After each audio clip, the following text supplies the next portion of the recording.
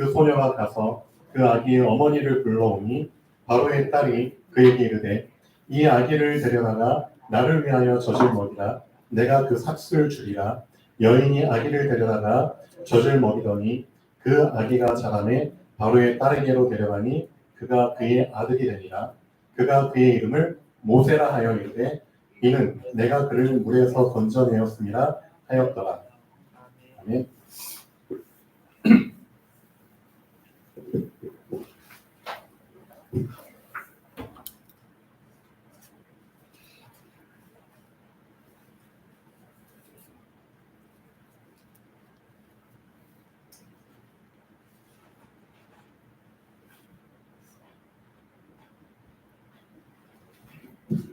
자, 오늘 말씀 제목입니다. 자, 뭐라고 읽죠? 네. 자, 한글로 쓰면은 엑소더스입니다. 자, 이 단어를 여러분들은 절대 놓치시면 안 됩니다. 무슨 뜻이냐? 출애굽기를 이렇게 씁니다. 여러분 지금 출애굽기 보고 있잖아요. 이 출애굽기가 영어로 엑소더스입니다. 원래 의미는 해방, 탈출 그런 뜻이 있습니다. 그렇죠? 그러니까 출애굽이라는 것 자체가 애굽에서 나왔다는 의미잖아요. 그래서 엑소더스를 자 준비하는 렘넌트. 우리 렘넌트들이 진짜 금년 오늘이 2023년 마지막 날이잖아요. 그러니까 마지막 날을 어떻게 마무리해야 될까요? 엑소더스로 마무리하셔야 됩니다. 그렇죠? 자, 이제 우리 렘넌트 예배는 제가 조금 좀 깊이 말씀을 좀 드려야 되는 이제 시간이 될 것 같습니다. 왜냐하면은 우리 렘넌트 예배지만 우리 이주아 렘넌트도 이제 20살이 됐기 때문에 사실 어린 렘넌트들이 없거든요. 그래서 나이를 드신 렘넌트들이기 때문에 진짜 렘넌트에 맞는 좀 깊은 메시지를 이렇게 내년부터는 좀 해야 될 필요를 느끼고 있고요. 그 다음에 주일 오전 예배 때는 우리 새가족분들도 여러분 오시기 때문에 거기에 맞춰서 메시지를 아마 할 것 같습니다. 조금 좀 깊은 메시지는 렘넌트 예배 때 하는 게 맞지 않을까 그런 생각을 하고 있습니다. 그래서 실제로 여러분들이 이 엑소더스라는 단어를 오늘 정말 붙잡으셔야 됩니다. 왜냐하면은 여러분 각자가 상황은 다르지만 분명히 빠져나오지 못하고 있거든요. 빠져나와야 됩니다. 그렇죠? 내가 지금 어디에서 빠져나오지 못하고 있지? 그 부분을 정말 발견하셔야 됩니다. 그렇죠? 나는 다 빠져나왔다고 생각하는데 절대 그렇지 않거든요. 나의 실제 모습을 보면은 내가 정말 상당히 많은 곳에 매여 있구나, 잡혀 있구나, 보지 못하고 있구나, 눌려 있구나. 맞죠? 진짜 그렇습니다. 예. 그러니까 우리가 지금 뭔가 완전히 착각 속에서 살고 있거든요. 그냥 빠져나왔다고 생각하는데 실제 나는 애굽에서 살고 있어요. 어떻게 보면. 영끌이라는 단어가 신조어거든요. 사전에 없는 단어인데 이런 단어를 사람들이 만들어 버렸어요. 어떤 상황 속에서 이 단어가 나왔죠? 예, 중년 청년 잘 얘기하셨죠. 부동산과 관련된 상황 속에서 이 단어가 만들어진 겁니다. 여러분 다 부동산에 관심이 있잖아요. 그렇죠? 어딘가에서 살아야 되잖아요. 그렇죠? 이 영끌이 뭐의 준말이죠? 예. 영혼을 잘 믿지도 않는 사람들이 영혼이라는 단어를 집어넣어서 신조어를 만들어 버렸어요. 영혼까지 끌어당겨서 산다는 거죠. 뭘? 아파트를, 집을, 그렇죠? 빌라를, 땅을. 그래서 여기에 가장 열심히 했던 그 계층이 우리 20대, 30대들이거든요, 사실. 우리 이주아 렘넌트도 잘 들으셔야 됩니다. 지금 이 몇 년 전부터 정말 안타깝죠. 정말 안타깝죠. 우리 20대, 30대들이 사회생활을 잘 많이 안 해봤기 때문에 정말 그 현실을 볼 수 있는 눈이 그렇게 깊지가 않아요. 분별력이 그렇게 깊지가 않아요. 그래서 그 함정에 속임수, 거짓말에, 사기에 계속 희생물이 지금 되어가고 있습니다. 안타깝죠. 결국은 이 나라가 국민들을 위한다고 하지만 사실은 그렇지가 않아요. 결국 이 나라도 돈 있는 자들의 손에 그냥 쥐락펴락하고 있는 실정입니다. 그 배후에 움직이는 그 세력들을 볼 수 있는 눈이 있어야 됩니다. 거기에 다 지금 놀아나고 있거든요. 근데 안타깝게도 며칠 전에 제가 기사를 보니까 이 친구들이, 이 20대, 30대 친구들이 이제 막 후회를 하는 거예요. 어떤 후회를 하느냐. 지금 그때 최고점의 아파트를 샀는데 지금 그 아파트 가격이 40%에서 50%까지 폭락을 하는 아파트들이 이제 생기고 있는 거예요. 예를 들면은 영혼까지 끌어모아서 대출이란 대출은 이빨이 다 받아가지고 아파트를 샀어요. 예를 들면 10억짜리 아파트. 만져보지도 못하는 그 10억짜리 아파트를 은행 대출만 6억, 7억, 8억 받아가지고 사버렸어요. 근데 이 아파트 가격이 지금 40%에서 50%까지 폭락을 해버렸어요. 실제 기사 내용이에요. 그럼 지금 아파트 시세가 얼마라는 거죠? 5억에서 6억. 그러니까 앉아서 그냥 눈 뜨고 4억이 없어져 버린, 5억이 없어져 버린 거예요. 근데 문제는 뭐죠? 은행에서 대출을 받았기 때문에 이미 은행에서 돈을 받아버린 거예요. 그러니까 은행은 이제 돈 빌려주는 것밖에는 뭐 책임이 없는 거예요. 그럼 결국 거기에 대한 책임은 다 내가 져야 되는 거죠. 이 7, 8억을 빌려다가 그렇죠. 대출을 받았으면 이자만 따졌을 때 얼마를 내야 되는 거예요? 이자만 따졌을 때. 이자가 저리 이자도 아니잖아요. 뭐 6%, 7%, 8%. 신용에 따라서 또 계속 달라지잖아요. 그걸 어떻게 20대, 30대들이 감당하냐 이거죠. 그러니까 이 친구들이 지금 어떤 말이 나오고 있느냐. 제발 이건 내가 아파트 살려고 할 때 말려주지 않았냐. 왜 말려주지를 않았느냐. 지금 그 말하고 있는 거예요. 내가 이 아파트 살려고 할 때 제발 좀 말려주지. 왜 안 말려줬냐. 지금 그런 말을 하고 있는 거예요. 사실 말도록 좀 말려줬어야지 안 말리고 있느냐. 안 말려서 내가 왜 이런 힘든 일을 겪어야 되느냐. 그럼 진짜 안 말렸을까요? 사실은 말렸거든요. 이 사람들이, 이 친구들이 유튜브나 뉴스 다 보면은 그래서 사지 말라고 얘기하는 사람들도 많았어요. 전문가들. 유튜브에서 계속 목이 터져라. 고점이다. 사면은 진짜 신세 망친다. 경고하는 그런 내용들도 많이 있었거든요. 말린 사람들이 많았어요. 주변에도 말린 사람들이 많았는데 실제로 뭐가 문제냐? 그 말을 들을 수 있는 귀가 없었던 거예요. 실제로 얘기를 했어요. 내가 사려고 할 때 말리지 않았느냐. 왜 안 말렸느냐? 말렸거든요. 근데 그걸 들을 수 있는 귀가 없었던 거예요. 실제로. 그렇죠? 그러니까 뭐가 지금 큰 문제냐면은 내가 지금 어디에서 진짜 빠져나오지 못하고 있느냐. 결국 내 마음에 원하는 것. 동기죠. 욕심이죠. 이 부분이 이미 내 속에는 이미 결정이 돼 있어요. 결정을 해버린 거예요. 맞잖아요. 뭐 때문에? 욕심 때문에, 탐욕 때문에. 그렇잖아요. 소유에 대한. 그렇죠? 뭔가 내가 이 아파트를 사거나 이런 집에 들어가면은 사람들이 볼 때 나를 어떻게 보죠? 와, 저 친구 집장만 했네. 사람들이 본 인식 때문에. 그런 여러 가지 때문에 결국은 내가 스스로 그 속에 들어간 거거든요.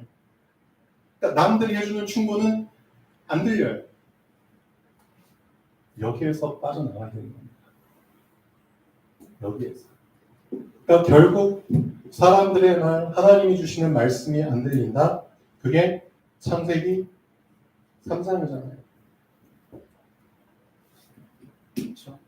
진짜 내가 빠져나와야 되는 그 현장이 바로 창세기 3장입니다. 맞잖아요. 그러니까 창세기 3장에서 빠져나오지 못해서 이러저러한 모습들을 보이고 있는데 이거 영끌도 부동산 이것도 그 현상 중에 하나죠.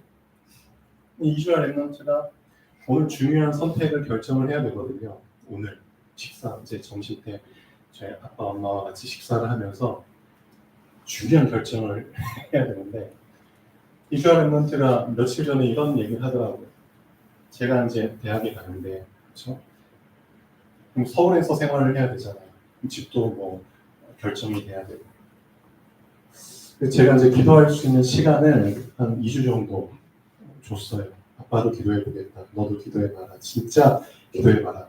그래서 오늘 드디어 이제 본인이 선택한 거에 대한 부분을 얘기를 하는데 며칠 전에 이 얘기를 하더라고요.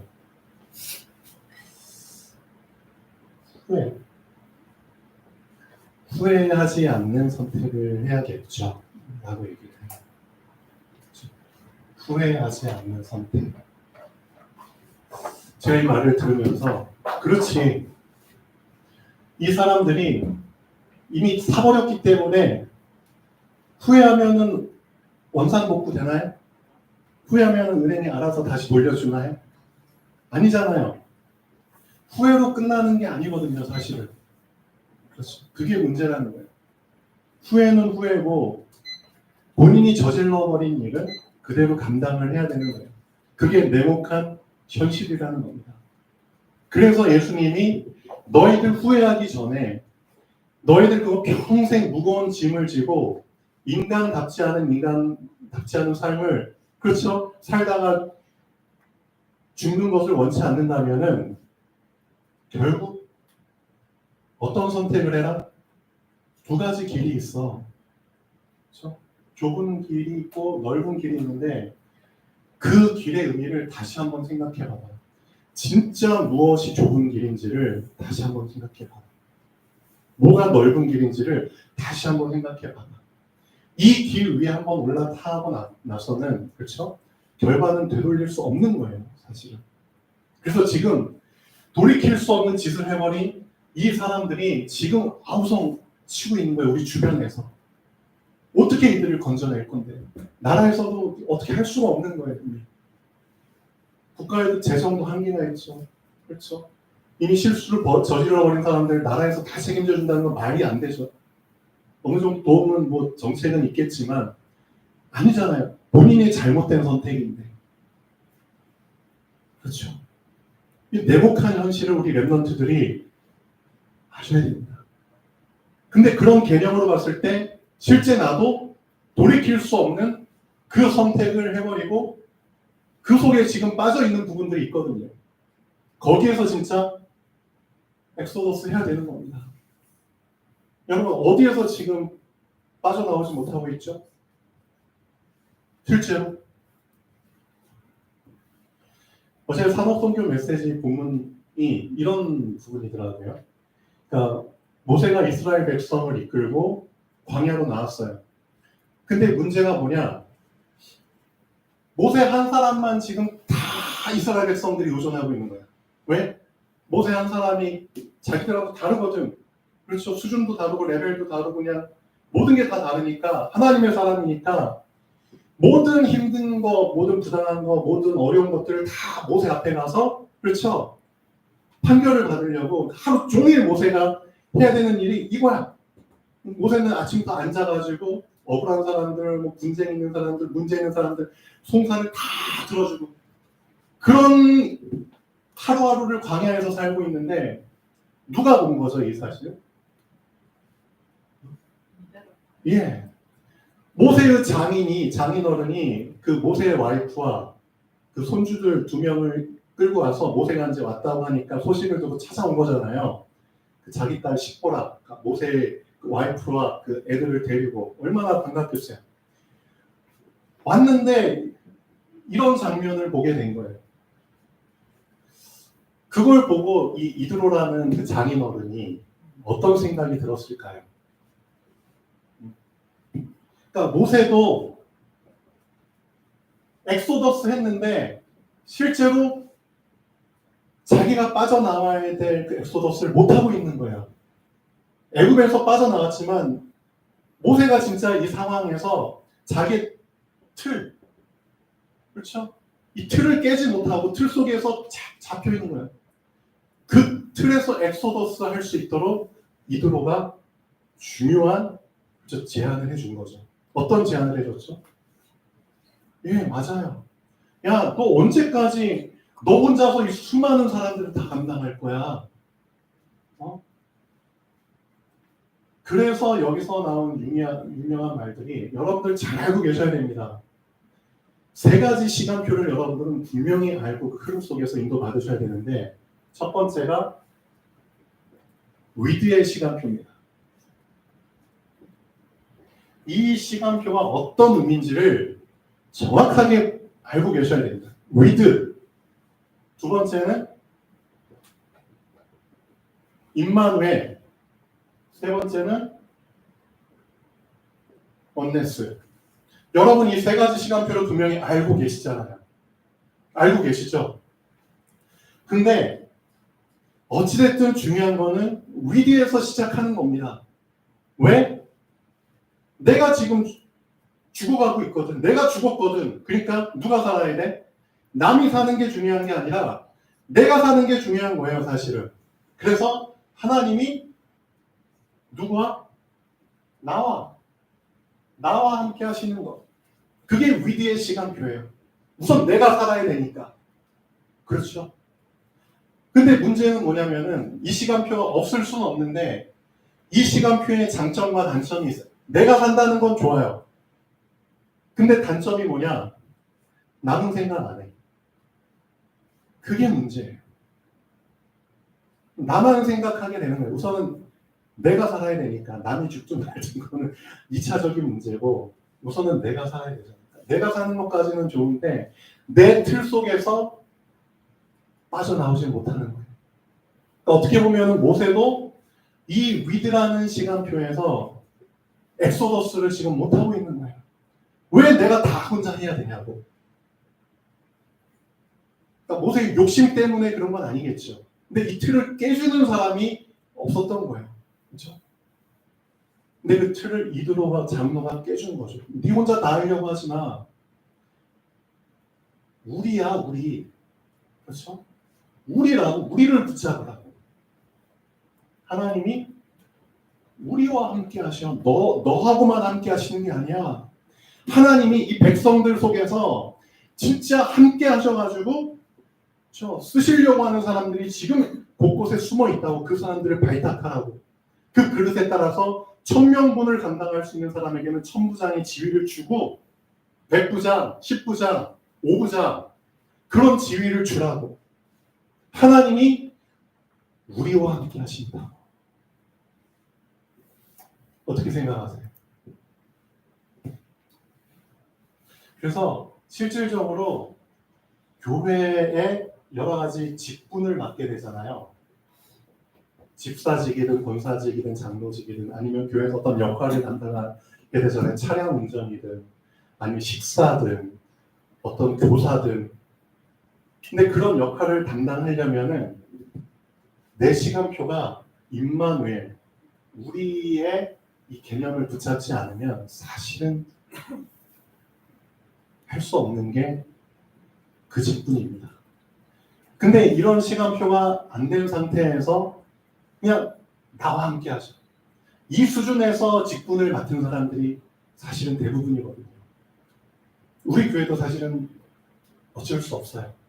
지금 여러분들의 지금 영적 상태와 수준이 어떻다고 지금 보세요? 정말 여러분이 우리라는 단어를 마음에 품고 계십니까? 그렇지 않을 거예요.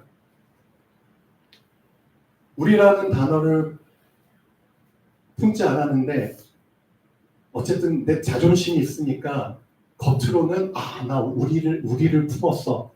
그런 행색은 해야 되겠고, 그렇죠? 그런 행세는 해야겠죠. 왜? 자존심이 용납을 안 하잖아요. 내가 아직까지도 그냥 내 수준이야. 내가 살아야 돼. 이거 드러내면 부끄럽잖아요. 너 아직도 이런 수준이야? 그러니까 내 수준을 안 들키려면, 내 상태를 안 들키려면은 겉으로는 나 우리 수준이야. 남을 생각하는 것처럼. 내가 뭔가 남을 위해서 헌신하고 봉사하고 대신 짐을 지는 것처럼 그런 행세는 해야겠고, 근데 실제로는 나는 아직도 나만 알고 나만 생각하는 수준이니까 갭 차이가 너무나 벌어지는 거죠. 그러니까 뭔가 내가 정말 짐을 감당해야 될 상황이 와버리면 어떻게 해버리죠? 그래서 위드의 시간표 속에 있는 사람은 미안하지만 이런 일이 분명히 생기게 됩니다. 진짜 우리의 그 역할을 감당해야 될 상황이 오면은 핑계를 댑니다. 변명을 합니다. 자기를 합리화시킵니다. 왜? 그래야 되거든요. 왜 핑계와 변명을 하는 줄 아세요? 내 상태를 안 들키기 위해서 하는 말이거든요. 어떻게 생각하세요? 예를 들면 이런 거지. 내 상태가 안 좋아서 예배에 참석 못했어. 내 영적 상태가 지금 많이 아리까리 삐리리 해가지고 예배에 참석을 못했어. 근데 다음 주에 예배 와서 한다는 말이 정말 급한 일이 생겨서 예배에 참석 못했어요. 그렇죠? 뭔가 중요한 일이 생겨서 피치 못할 상황이 생겨서 참석을 못했어요. 그 말을 하면은 그렇죠?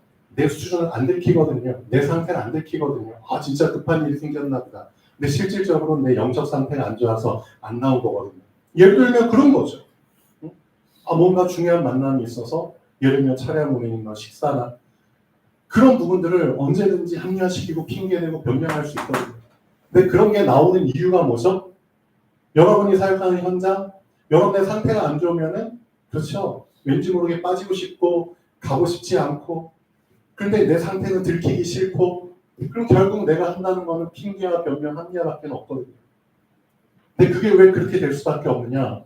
어쩔 수 없어요. 내가 살아야 되거든요.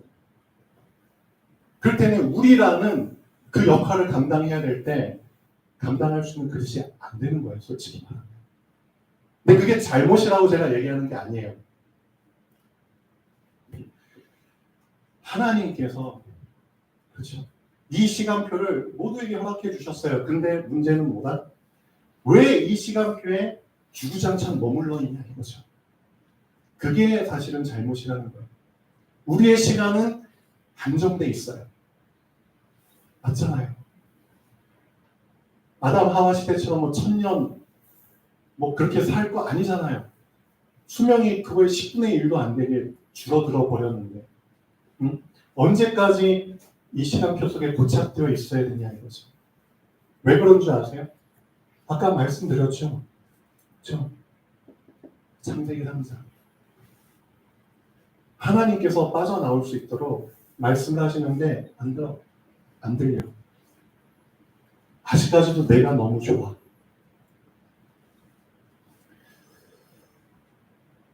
또 어떤 사람들은 이런 게 있죠. 내가 복음을 누려. 근데 실질적으로 위드의 나중심에서 복음을 누리기 때문에 그 상태 속에서 복음을 누리는 사람들은 어떤 문제가 오냐면은 다른 사람들이 많이 힘들어하고 다른 사람들이 아무리 얘기를 해도 나랑 상관없이 들리게 되는 거예요. 그럼 어떤 문제가 오죠? 복음으로 그 사람들과 공감대가 형성이 안 되더래요.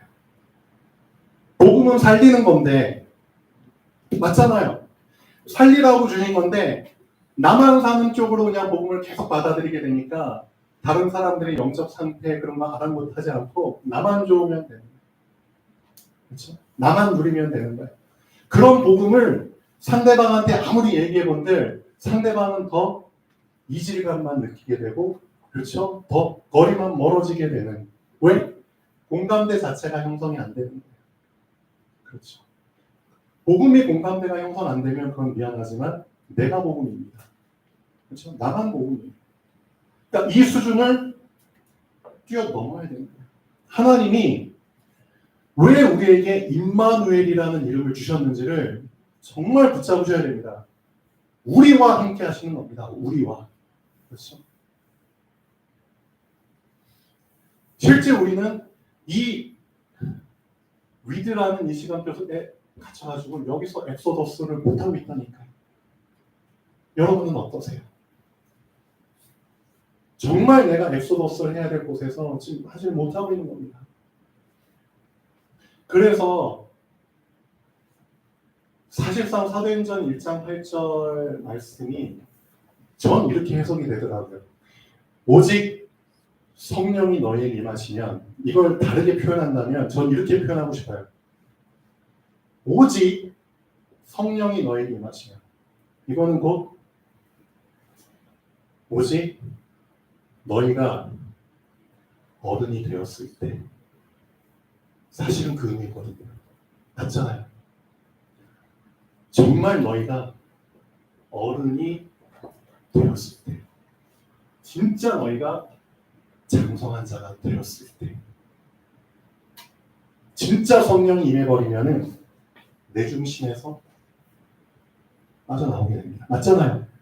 진짜 성령이 임해버리면 내 입장, 내 형편, 거기서 빠져나오게 됩니다. 맞죠? 그게 장성한 자입니다. 어린아이와 어른의 차이가 그거잖아요.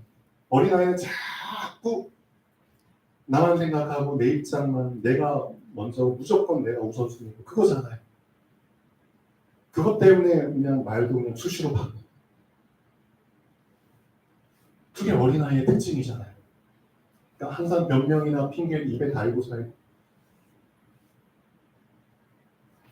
실제로 사도행전 1장 8절, 여기서 빠져나오는 길은 진짜 오직 성령이 너희에게 임하시면, 진짜 성령께서 너희의 주인이 되어주시면, 그렇죠? 그게 장성한 자예요. 그래서 오직 너희가 어른이 되면 증인이 되는 거야. 누구의 증인? 내 증인. 즉 그리스도의 증인이 되는 거야. 진짜 그리스도의 증인이 될까? 어떤 상황 속에서도 나라는 모습은 드러날 필요가 없는 겁니다. 맞잖아요. 그리스도의 증인이니까. 맞죠? 그리스도만 드러나는 겁니다. 그렇기 때문에 내 입장, 내 것 드러낼 필요가 없죠. 왜? 그리스도의 증인. 그게 장성한 자. 진짜 장성한 성숙한 자는 자기를 안 드러내잖아요. 그게 장성한 자입니다. 임마누엘 수준을 붙잡은 자죠. 그러니까 진짜 2024년도에는 어린아이 수준을 엑소더스 하시고 어른 수준으로 입학하는 그런 사람이 나오셔야 됩니다. 지금 내가 또 어디에서 빠져나오지 못하고 있는가? 이거죠. 결국은 나 중심이기 때문에 내가 문제가 없어야 되고 내가 해결돼야 되는 거예요. 내 것이 먼저 다 정리가 돼야 되는 거예요. 그래서 여기에 빠져버리면 또 어떤 그 오류를 범하게 되냐? 100가지의 문제가 있어요. 제가 전에 말씀드렸죠. 나에게 100가지의 문제가 있는데 99개가 해결됐어. 근데 한 개가 아직 해결이 안 됐어. 근데 지금 이 위드 수준에 머물러 있다 보니까 내 오로지 관심은 해결된 99가지 있는 게 아니라 해결되지 않은 이 한 개가 계속 눈에 가시처럼 남아있는 거예요. 그러니까 어떻게든 이 나머지 한 개를 해결받기 위해서 여기에 그냥 빠져버린 거예요. 그렇기 때문에 해결된 99가지가 나에게 전혀 이제 감사로 다가오지가 않아. 기쁨으로 다가오지가 않고 이게 나에게는 아무 소용이 없는 것처럼 느껴져. 이게 위드 수준의 사람입니다. 어떻게 생각하세요? 개수로 따지면은 어떻게 한 개가 99개에 비교할 수 있겠습니까? 근데 우리는 내 중심, 그렇죠? 내 입장, 우선 내가 다 편안해야 되고 해결돼야 되기 때문에 이미 해결받은 99가지는 안중에도 없는 거예요. 여기에서 엑소더스 하셔야죠. 맞죠? 특히 질병 속에 있는 사람들, 경제 문제 속에 있는 사람들, 이런 오류 속에 많이 빠지거든요. 그러면은 나머지 한 개는 어떻게 하라고? 전 전에 말씀드렸잖아요. 이 한 개는 네가 해결하는 거 아니야. 하나님이 왜 이 한계를 해결 안 해주시는 줄 알아? 어떻게 생각하세요? 왜 해결 안 해주실까요? 고린도 후서에 보면 정확히 나오잖아요. 고린도 후서 12장인가요? 13장인가요? 사도 바울 12장인가요? 사도 바울이 자기에게 있는 지병, 안질이든 뭐든 그거 해결받기 위해서 3번 하나님께 간구했는데 결국 하나님께서 주신 응답이 뭐예요? 내 은혜가 너한테 이미 차고 넘치도록 있어. 너 이미 수많은 문제 해결받았어. 너 이미 남들이 받지 못한 엄청난 응답 너 이미 받았어. 너 엄청난 것까지도 봤어. 들었어. 3층천까지 올라가가지고 기이한 것들 보고 듣고 경험했어. 남들한테는 없는 은혜들이 너한테 이미 족하고 넘치고도 넘쳐. 내 은혜가 너한테 이미 족해. 라고 말씀하시죠. 그러니까 하나님의 방법은 그겁니다. 여러분, 여러분에게 있는 고질적인 문제 하나씩은 다 있을 거예요. 그거 해결받으려고 하지 마세요. 미안하지만. 저도 있거든요. 저도 그 문제 때문에 많이 괴로워하고 기도했거든요. 근데 이미 답을 하나님이 주셨잖아요. 그 답을 우리가 듣고 싶지 않아서 안 들은 것이 실제로 한번 하나님을 정확히 써서 한번 제대로 들어보세요. 하나님 뭐라고 말씀하시는지. 너 이거 하나 해결받으면은 미안하지만 더 중요한 것을 놓칠 수 있기 때문에 내가 해결 안 해주는 거야. 맞잖아요. 더 중요한 것을 너가 놓칠 수 있어. 이 작은 하나 때문에 어떻게 보면은 더 중요한 것을 놓친다면 그건 말이 안 되는 거잖아요. 그러니까 이게 실제로 위드라는 나만 아니 내가 살아야 되지만 여기에 계속 머물게 되면 이런 곁길로 빠지게 된다니까요. 그럼 나머지 하나는 네 알 바 아니야. 그렇죠? 아, 이스라엘 나라를 회복하시는 게 이때입니까?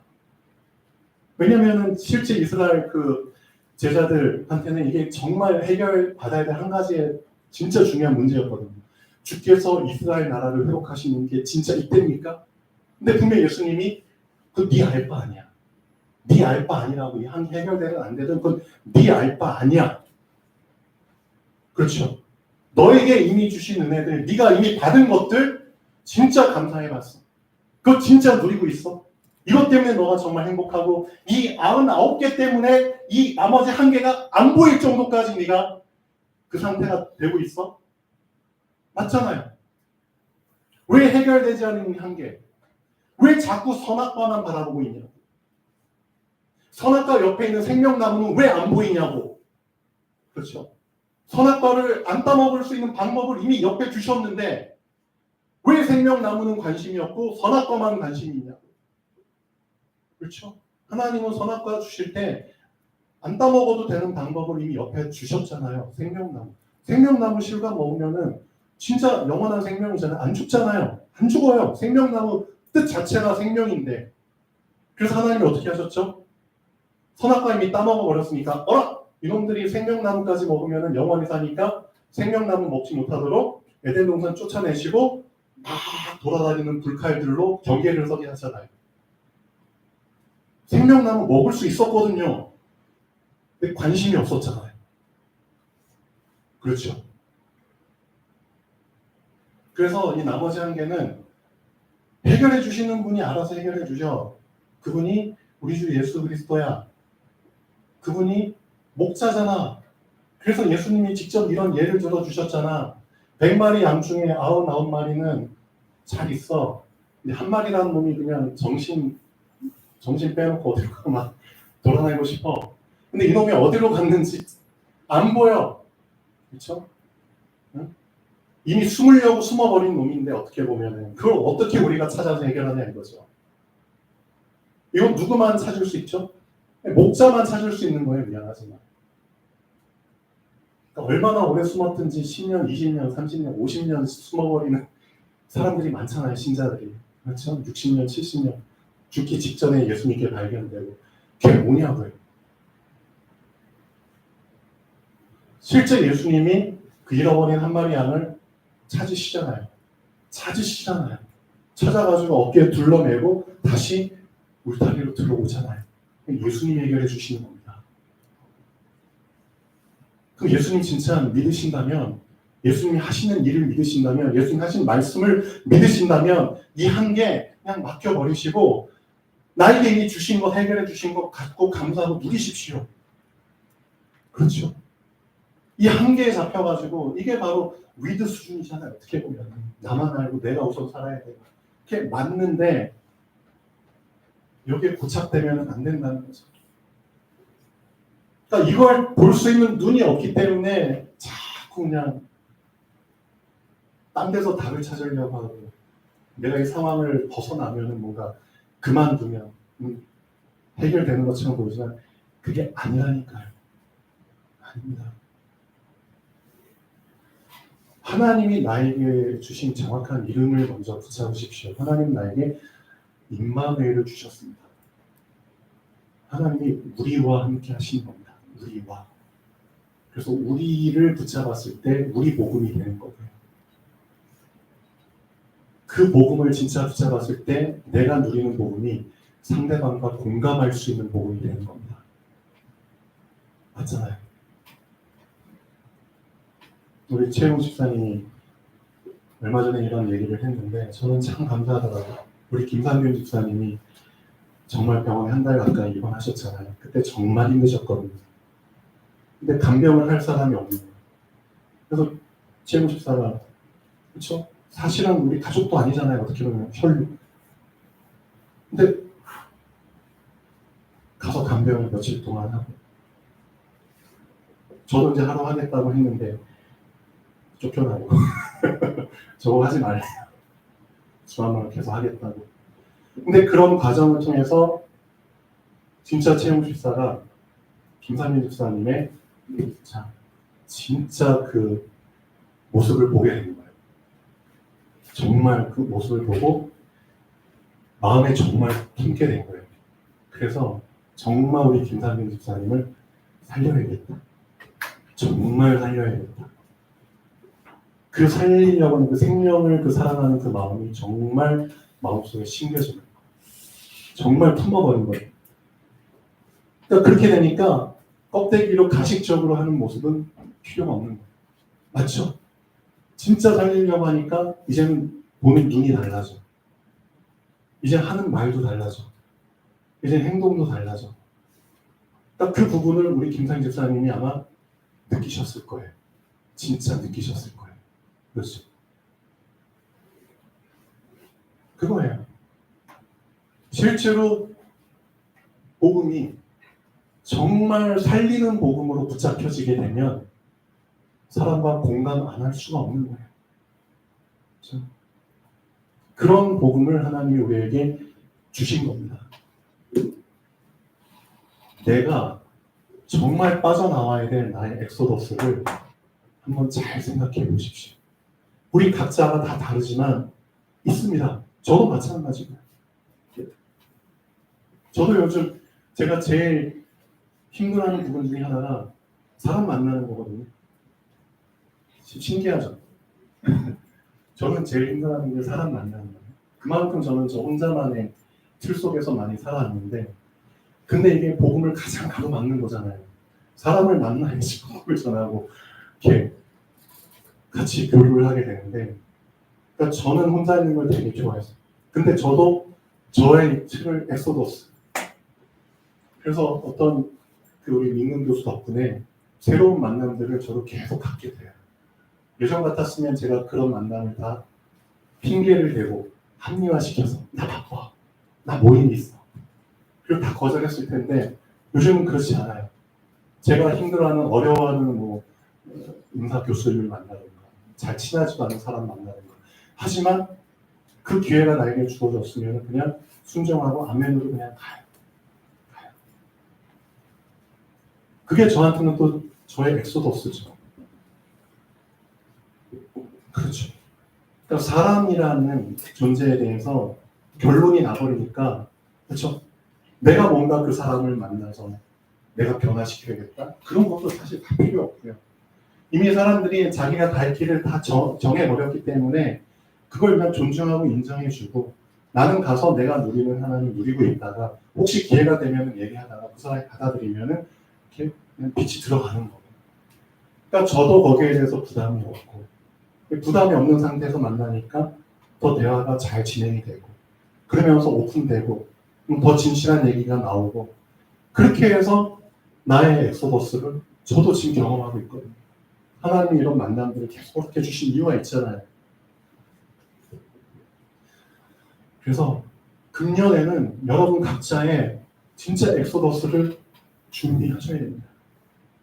나오셔야 됩니다. 우리 랩넌트 이주와 마찬가지고. 자, 기도하겠습니다. 창조주 하나님, 정말 감사드립니다. 우리가 빠져나올 수 없는 애굽에서 빠져나올 수 있도록, 나의 애굽에서 빠져나올 수 있도록 나의 엑소더스를 준비하신 하나님을 찬양합니다. 오직 하나님이 주시는 능력으로 빠져나올 수 있음을 고백합니다. 오직 성령이 너희에게 임하시면 정말 이 말씀이 우리의 인생의 유일한 답이 되게 하여 주시옵소서. 주 예수 그리스도의 이름으로 기도합니다. 아멘. 자, 보러 마시겠습니다.